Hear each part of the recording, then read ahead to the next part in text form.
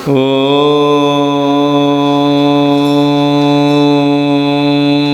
नमः सिद्धेभ्यः।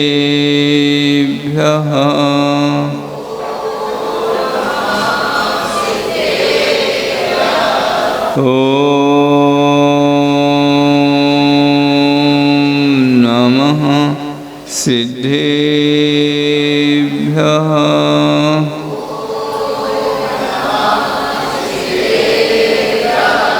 नमो अरिहन्ताणम्।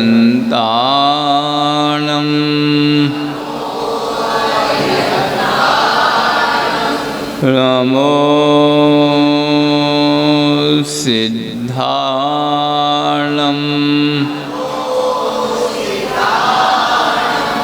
नमो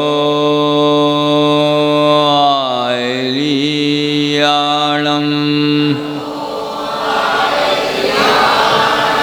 नमो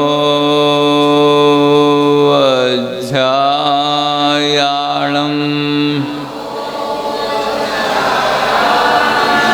नमो लोये सव्यसाहुलम्।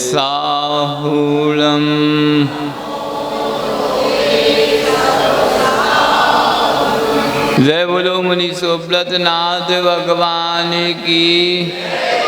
जय बोलो आचार्य गुरु 108 विद्यासागर महामुनिराज की। जय बोलो आचार्य समय सागर महामुनिराज की।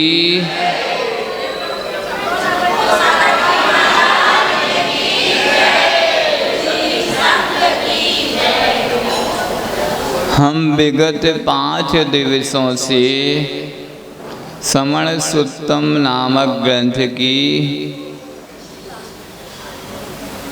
के माध्यम से अपनी बात आप तक पहुंचा रहे हैं। 5 दिवसों से सिर्फ हम रमोकार मंत्र की ही व्याख्या समझ रहे हैं।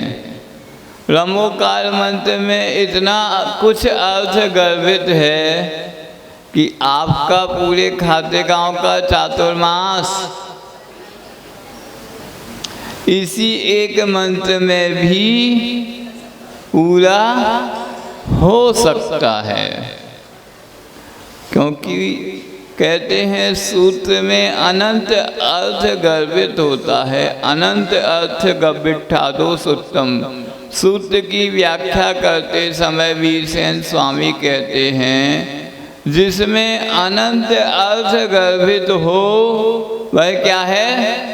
सूत्र है। जिसका अर्थ का कोई अंत ना हो, ऐसे अनंत अर्थ उसमें गर्भित हैं।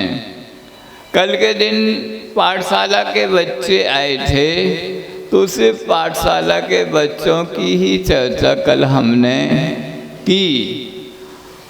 अब परसों शनिवार के दिन जो कथा चल रही थी वह वैसे ही उपस्थित है। उपांत सुत केवली गोवर्धनाचार्य उस प्रतिभावान बालक भद्रबाहु का हाथ पकड़े हुए हैं। कहाँ पर छोड़ी थी अपन ने कथा?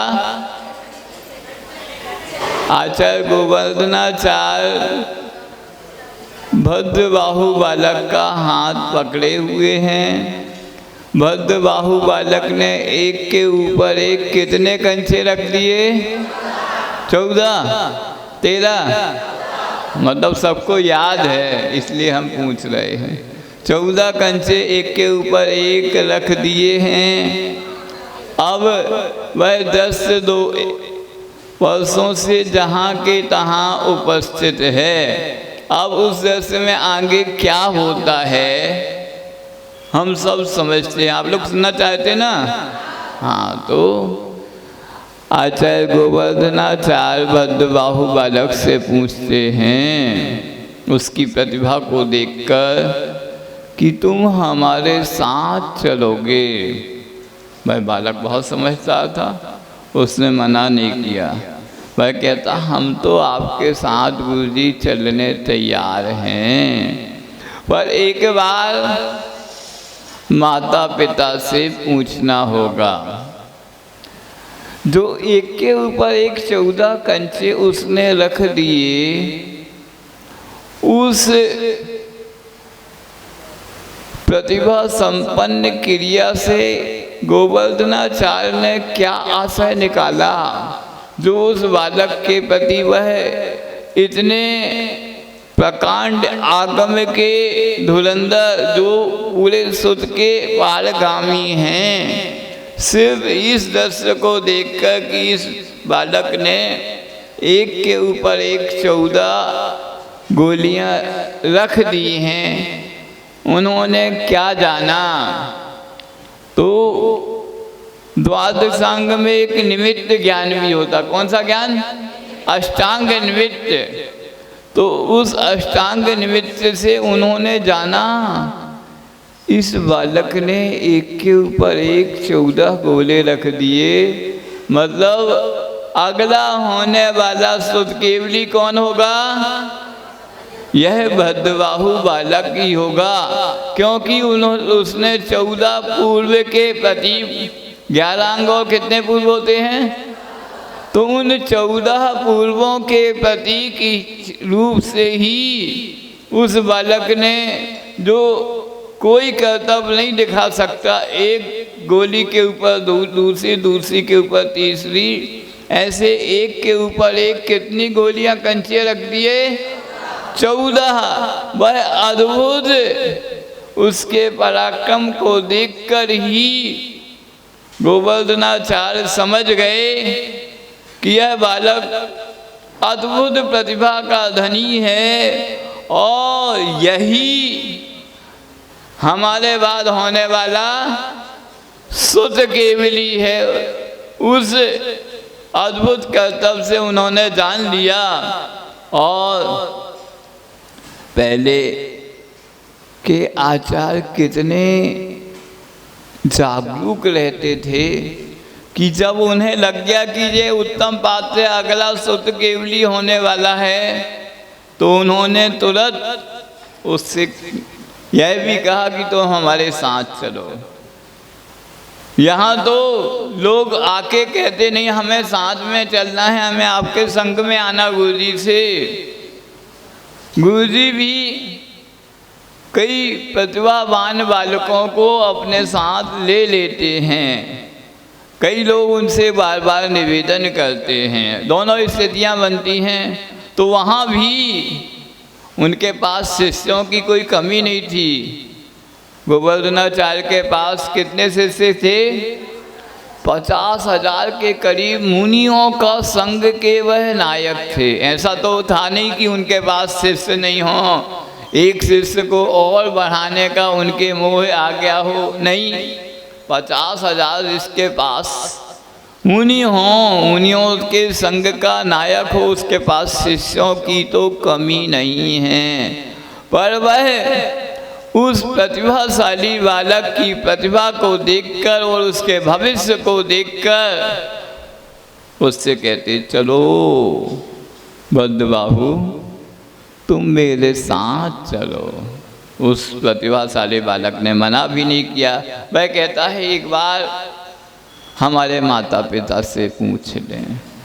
अब उस बालक का हाथ गोवर्धनाचार्य के पकड़े हुए हैं, वह आगे आगे रास्ता दिखा रहा है, पीछे पीछे गोवर्धनाचार्य, उनके पीछे 50,000 मुनिराज और उनके भी पीछे लाखों से अधिक शावक।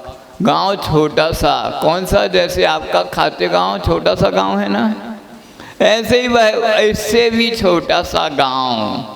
मतलब उस गांव वालों को के लिए तो यह कौतुक का विषय हो गया। इतने बड़े आचार्य इतने विशाल संघ के साथ उस गांव में चले आ रहे होंगे।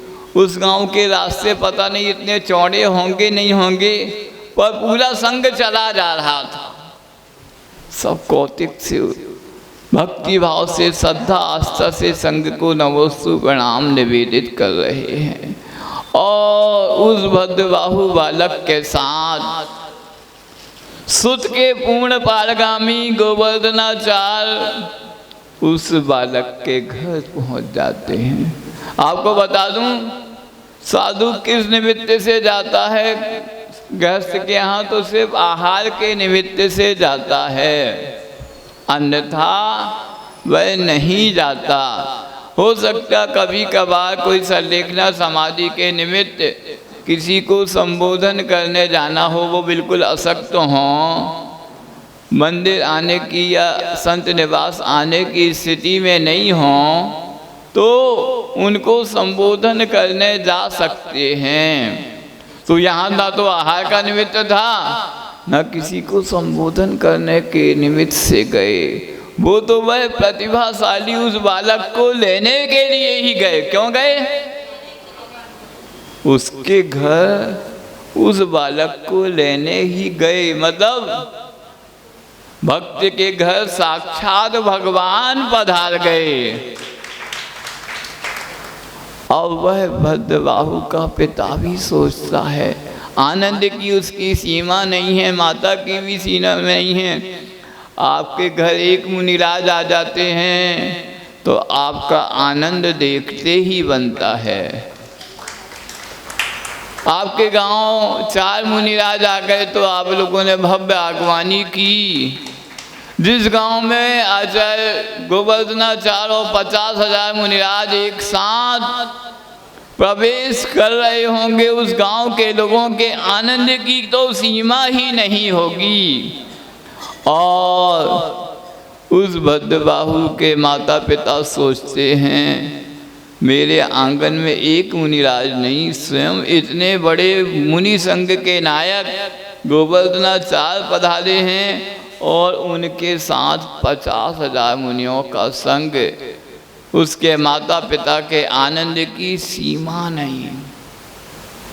जाते हैं गोवर्धनाचार्य स्वयं उसके पिता से कहते हैं, तुम्हारा यह बालक बहुत प्रतिभाशाली है और मैं इसको अपने साथ ले जाना चाहता हूँ। किस लिए? विद्या अध्ययन कराऊंगा। इस निमित्त से पहले के समय आज जैसे विद्यालय स्कूल आदि नहीं होते थे।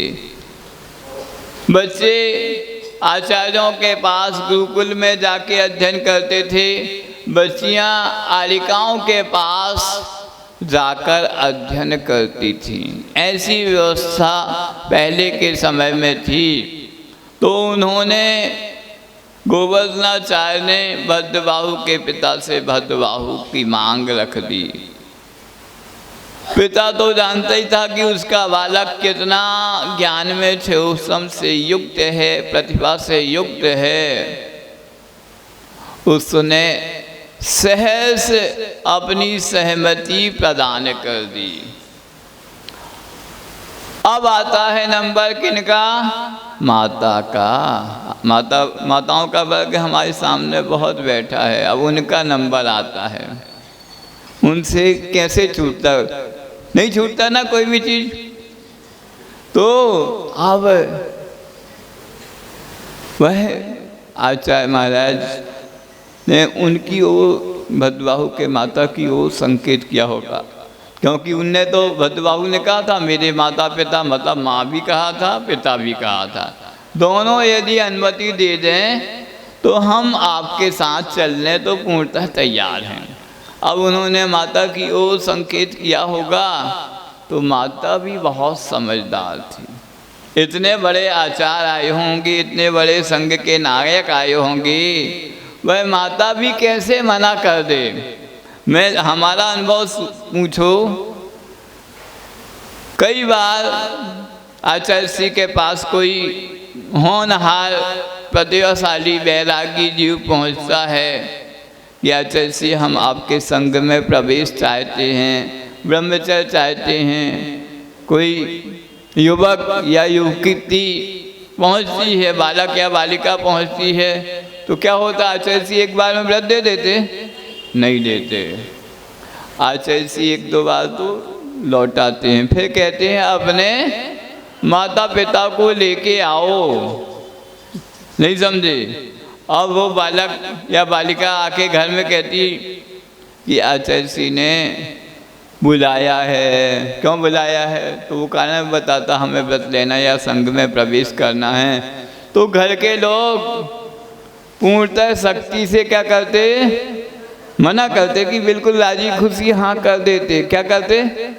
मना करते ना, नहीं नहीं बिल्कुल नहीं जाना आदि आदि। खाते गांव के लोग इस मामले में बहुत अनुभवी हैं। कई प्रकार के उनके इस प्रकार के परिचय हैं, क्योंकि गुरुजी ने का नेमावर में आना जाना कई बार हुआ। यहाँ के बालक और बालिकाओं ने कई बार ऐसे भाव बनाए और अपने माता पिता के सामने रखे। कई के माता पिता ने शक्ति बरती, 2-4 बार में अनुमति दी। कई के माता पिता ने अनुमति नहीं दी तो वो यहीं रह गए, घर में ही रह गए, घर से नहीं निकल पाए। बाद में विवाह आदि बंधनों में वह बंध गए। तो ऐसी बहुत सी चीज़ें हैं। तो वहाँ पर कई बार होता है, हमने देखा घर में तो माता पिता मना करते, पर गुरुजी के सामने जाने के बाद उनकी मना करने की हिम्मत नहीं पड़ती। वह क्या कहते? जैसा आप समझें गुरुजी। क्या कहते? आप समझें, आपको यदि योग्य लगता हो तो हमारी अनुमति है आदि कहते। तो वहाँ भी उस माँ ने कहा गोवर्धनाचार्य से, गुरुजी मेरी तरफ से कोई मना नहीं है। फिर क्या है? पर एक शर्त और जोड़ दी माँ ने। क्या? बहुत समझदार थी, अब भद्रबाहु की तो माँ थी वो। क्या शर्त जोड़ दी उसने? पर वो शर्त यह जोड़ी कि विद्या अध्ययन के बाद हमारे इस बालक को, पुत्र को एक बार हमारे समीप जरूर भेज देना। नहीं तो गया तो गया ही गया, वहाँ गया, पूरी विद्या अध्ययन करा दी, पूरा ज्ञानार्जन उसको करा दिया। उसके बाद वहीं के वहीं वह दीक्षित नहीं हो जाए। तो उस माँ ने एक शर्त जोड़ दी कि विद्या अध्ययन के बाद एक बार आप उसे हमारे लिए सेवा में जरूर भेज दें।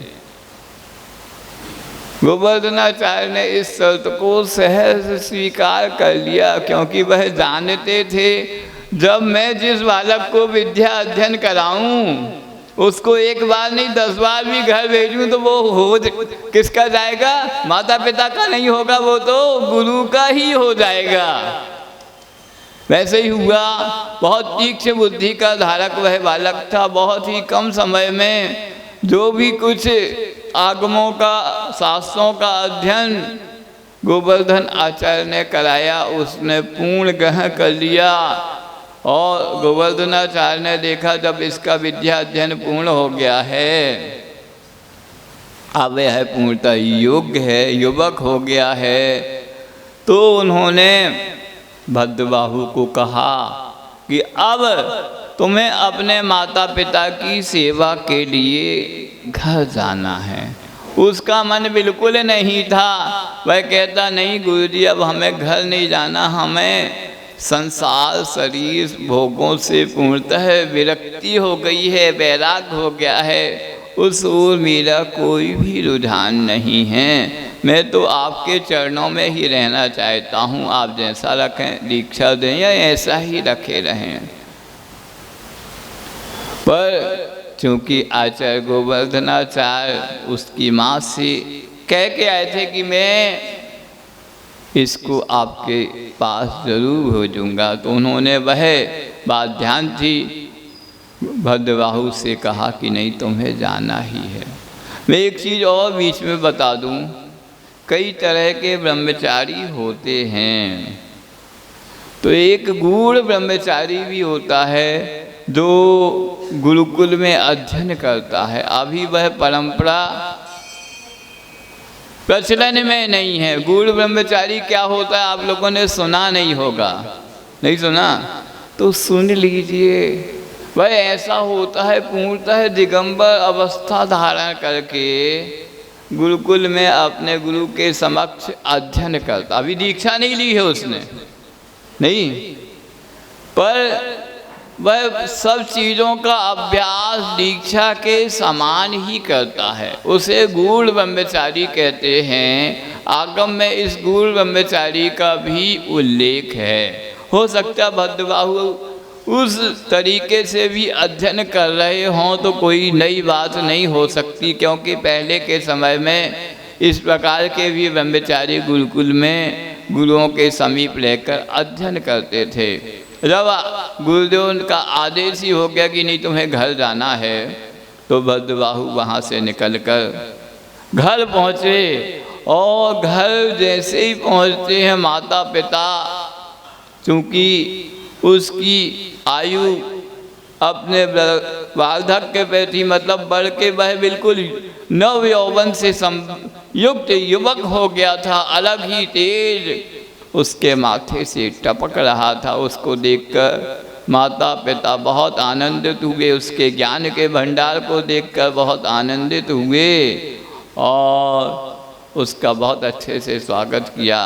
माँ तो अब नए सपने सजोने लगी कि हम क्या करेंगे, हम अपने इस सुपुत्र का विवाह करेंगे।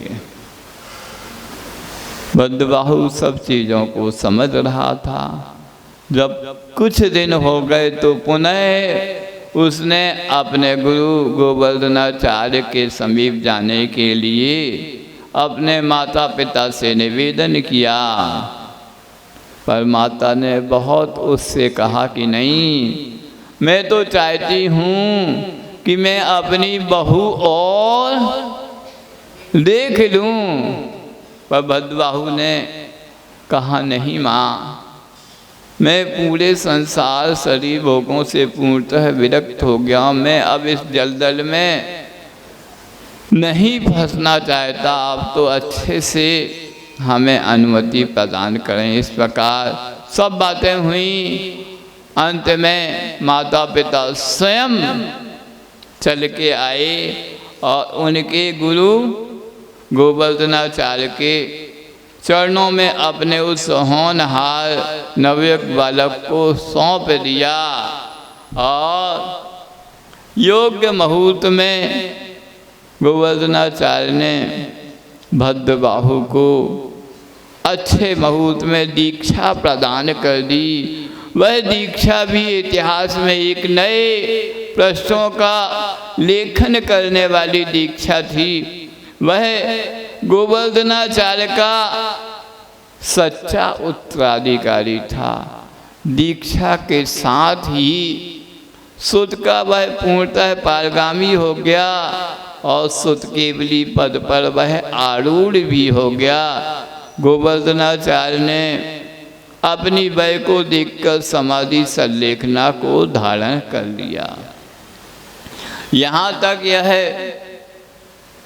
कहानी पहुँचती है और इस प्रकार भद्रबाहु आचार्य भी अपने संग के साथ सुतकेवली भद्रबाहु विहार करते करते देश के कई प्रांतों में विहार करते करते करते कहाँ पधारे।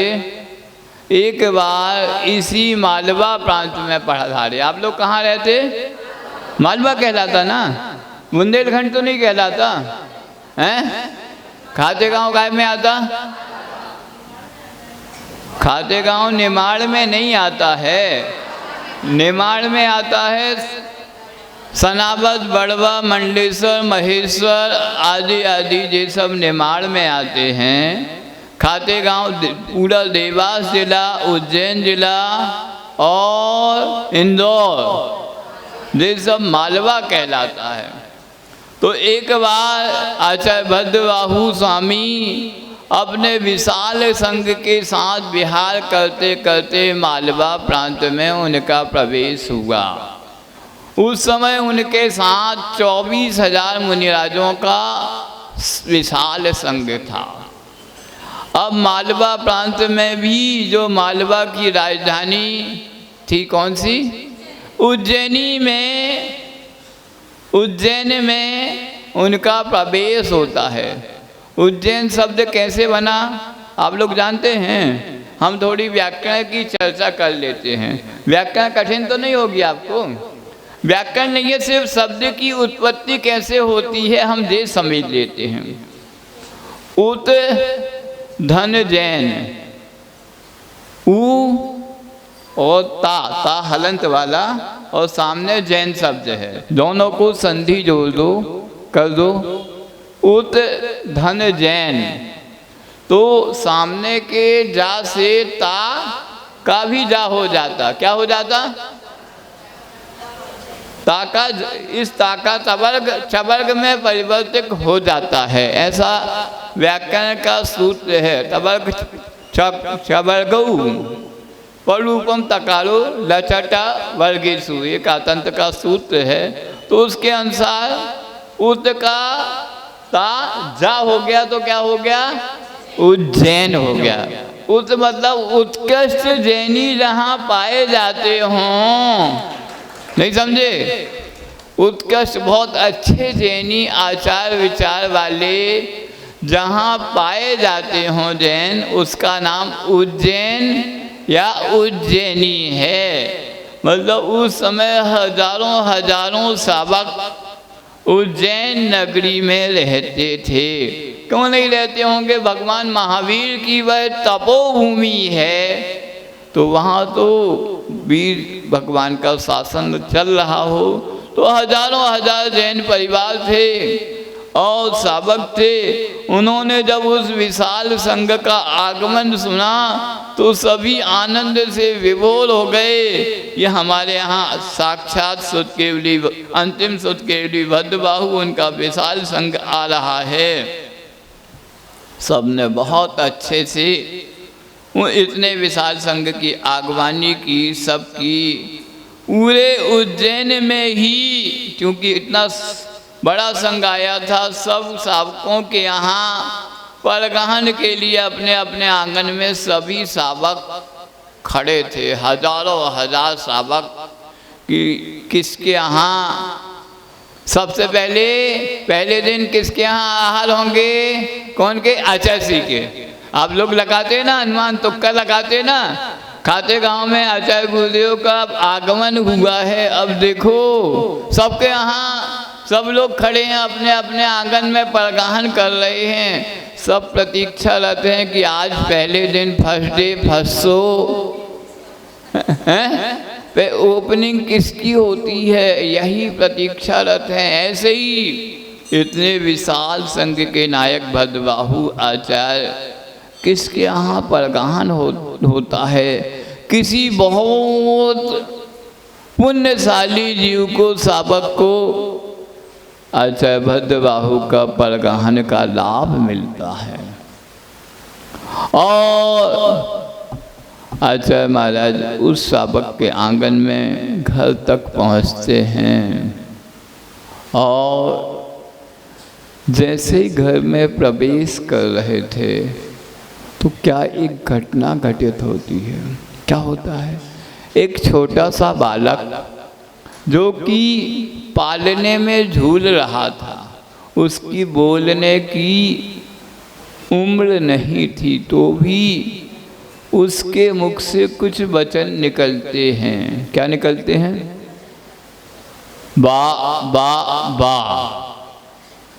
नहीं समझे? आप लोग समझते होंगे बाबा बोल रहा है, बाबा आए ही हैं घर में, पर भद्रबाहु स्वामी उसके बा शब्द का अर्थ समझ जाते हैं। वह भी निमित्त ज्ञानी थे कि बा से द्वा होता है। द्वा मतलब 12 वर्ष का अकाल उत्तर भारत में पड़ने वाला है। यह अर्थ उस छोटे से बालक के मुख से निकले हुए बा शब्द से उन्होंने निकाल लिया। और जब अपने पुनः जो भी उपासक जहाँ आए होंगे, पूरे 24,000 मुनिराज जब इकट्ठे हुए, जैसे प्रत्याख्यान का इजापत का समय होता, आप लोग देखते ना गुरु जी के सामने नेमावर आदि में देखा होगा, सब मुनिराज आए। सबको प्रत्याख्यान देने के बाद आचार्य भद्रबाहु स्वामी ने आज जब आहार पर गए थे वह घटना उनके सामने रखी। और निमित्त ज्ञान से उन्होंने जो जाना वह भी बताया कि हमने यह बात इस घटना से यह जाना है कि उत्तर भारत में 12 वर्ष का अकाल पड़ने वाला है और अब वर्तमान स्थितियों में यहाँ हमारी साधुचर्या मुनिचर्या का निर्दोष परिपालन नहीं हो सकता।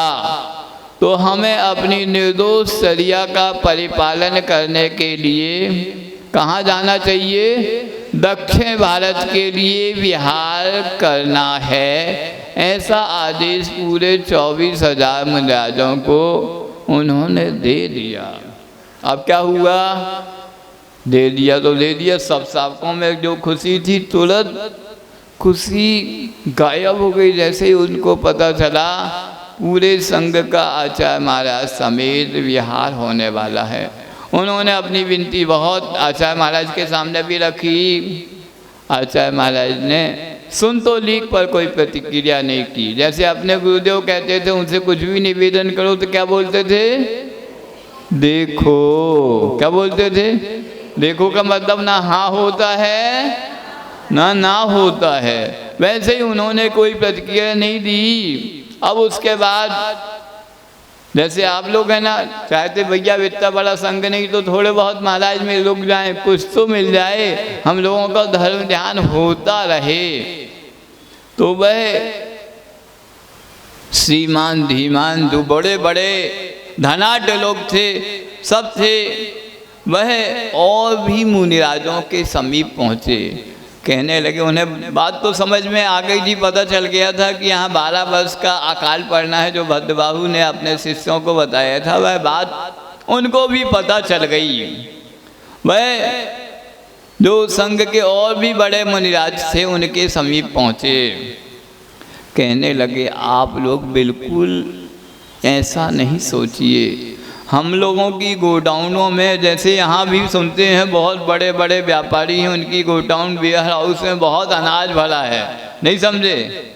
खाते गांव में भी बहुत, मंडी में व्यापार बहुत चलता है, कई गाड़ियों उनके गोडाउनों में भरी रहती हैं। वैसे ही उज्जैन में उस समय बात थी। वह व्यापारी लोग कहते हैं, श्रीमान धीमान बोलते हैं मुनिराजों से कि आप बिल्कुल चिंता नहीं करिए, 12 वर्ष का भी अकाल लगातार पड़ता रहे, इससे ज़्यादा भी पड़ता रहे तो हमारी गोदामों में इतना अनाज है कि कभी किसी को कोई दिक्कत नहीं आएगी।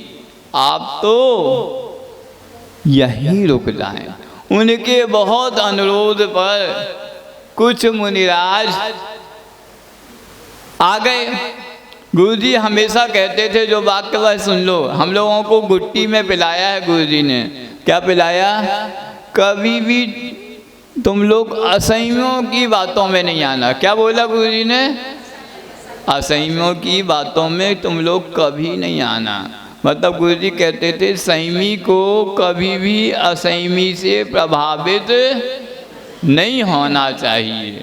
असंयमी मतलब आप लोगों से, हम लोगों को जो ऊपर बैठे हैं, कभी भी प्रभावित नहीं होना चाहिए। क्या होना चाहिए? संयमियों से असंयमियों को प्रभावित होना चाहिए।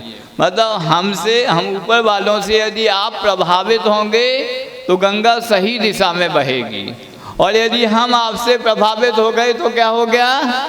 गंगा उल्टी दिशा में बह निकलेगी। वही हुआ। जो संघ के और बड़े मुनिराज थे वह उनकी बातों में आ गए तो उन्होंने रुकने का मन बना लिया। भद्रबाहु आचार्य के साथ उसी दिन विहार हो गया। 12,000 मुनिराज तो उनके साथ चले गए, दक्षिण भारत की ओर विहार कर दिया। और 12,000 मुनिराज दूसरे बड़े मुनि के नेतृत्व में कहाँ रुक गए? उज्जैन में ही रुक गए। उज्जैन में वह रुक गए तो क्या परिणति हुई, कैसी हुई, उसकी कथा आप लोगों को बहुत कुछ मालूम होगी, कुछ लोगों को नहीं मालूम होगी। तो उनको भी हम वह कथा सुनाएंगे कि किस प्रकार क्या हुआ। और भद्रबाहु स्वामी दक्षिण भारत में चले गए तो कहाँ तक उनने विहार किया। यह दोनों कथाएं पैरेलल चलेंगी, हम दोनों कथाओं को बहुत अच्छे से समझेंगे, क्योंकि यह घटनाक्रम जैन इतिहास का बहुत ही उल्लेखनीय घटनाक्रम है। जैन संप्रदाय में भेद कैसे हुआ, एक दूसरे समूह का निकलना कैसे हुआ, यह घटना इतनी महत्वपूर्ण है।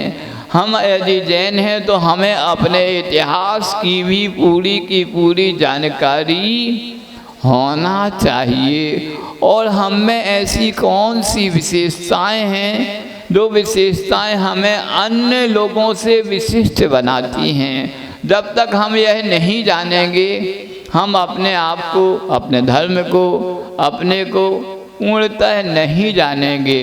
तो हमें अपने को पूर्ण रूप से जानने के लिए इन घटनाओं को जानना बहुत आवश्यक है। जो 12,000 मुनिराज यहाँ रुक गए थे उज्जैन में, उनकी कैसी स्थिति परिस्थिति हुई। समय के साथ अकाल का दुष्प्रभाव उस क्षेत्र में, मालवा प्रांत में, उज्जैन में पड़ने लगा। एक आध साल तो स्थितियाँ ठीक रहीं, फसलें बिल्कुल नहीं आई लोगों किसानों के खेत में, फिर भी लोगों के पास जो अनाज था उससे उन्होंने अपना भरण पोषण ठीक किया।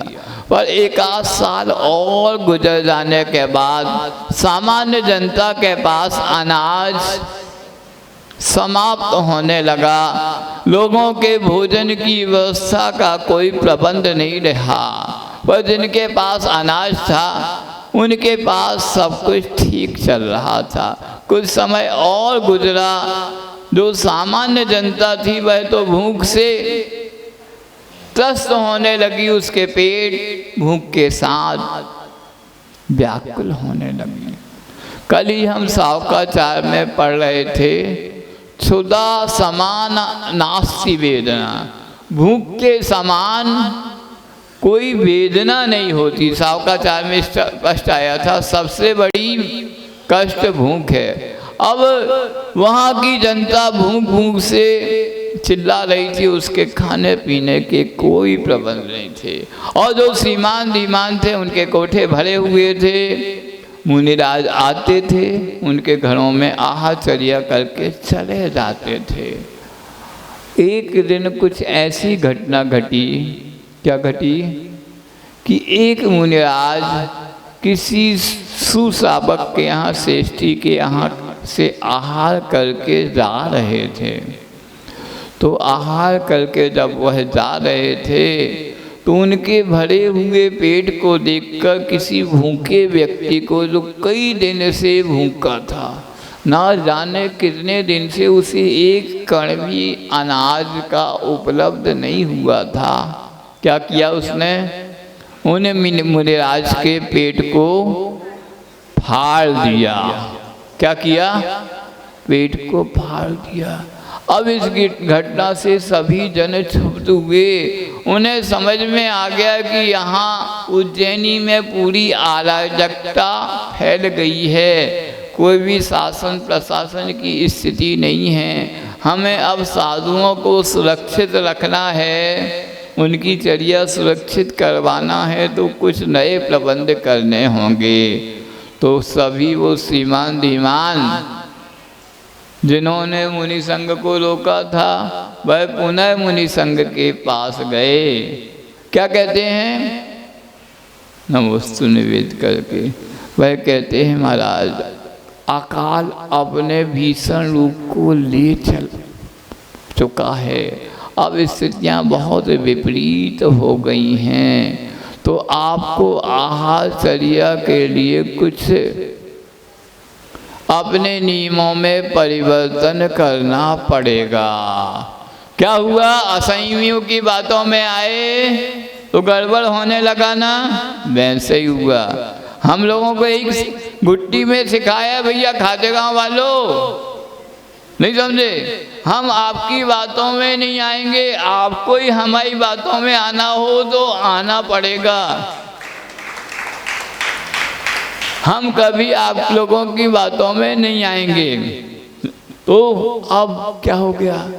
अब वो कहते हैं महाराज आप ऐसे हमारे यहाँ आहारचर्या के लिए नहीं आ सकते। अकाल अपने भीषण रूप में ले चुका है, आज की घटना बहुत भीषणतम घटना है, तो आपको अपनी चर्या में कुछ संशोधन करना पड़ेगा। अब क्या करें? अब कहीं विहार करके जा नहीं सकते, 200-500 किलोमीटर में कहीं भी जाएं, सब जगह सूखा अकाल की स्थिति है। ठीक है, क्या करें? अब आ तो गए थे असमियों की बातों में, बताइए क्या करना? आप दिन में नहीं आएंगे, पहली शर्त, नहीं समझे? रात्रि में आएंगे गोचरी के लिए, वो भी आहार हमारे यहाँ नहीं करेंगे। आप अपने लिए गोचरी के लिए आएंगे और अपने ही जो भी भोजन सामग्री है वह अपने यहाँ ले आएं और उसको बाद में दिन के सूर्य के प्रकाश में गोचरी आहार ग्रहण करें। ये बात आज से 2000 वर्ष से पहले सावकों ने तात्कालीन परिस्थिति को देखते हुए उन मुनिराजों से निवेदित की। अब उनको भी उस तात्कालीन परिस्थिति में कुछ उपाय ही नहीं था, क्या करें? स्वीकार करने पड़ा। रात में जाने लगे भोजन पात्रों में, क्योंकि दिगंबर साधु के पास क्या रहता? पिच्छी, कमंडलू और सास हो सकता है, और कुछ नहीं रहता। तो एक नया उपकरण आ गया, पात्र आ गया, जिसमें वह सावकों के घर से भोजन लाने लगे। अब भोजन लाने लगे तो आगे क्या होता है वह हम अब अगले दिन सुनेंगे, क्योंकि आपका समय 9:30 बज गए हैं। इतना तो समझ में आ गया? ठीक है। अब आगे और कैसी विकृतियाँ आती हैं, क्या क्या शिथिलता आती है, क्या क्या चर्या में गिरावट आती है, वह हम अगले दिन समझेंगे। अभी मुनि श्री निस्सीम सागर जी आपको कुछ पूछेंगे। आप अगले दिन समय से आएंगे तो कथा का कंटिन्यू आप समझ पाएंगे, नहीं तो बीच में लिंक टूट जाएगी। जय बोलो आचार्य गुरुदेव विद्यासागर महामुनि आज की।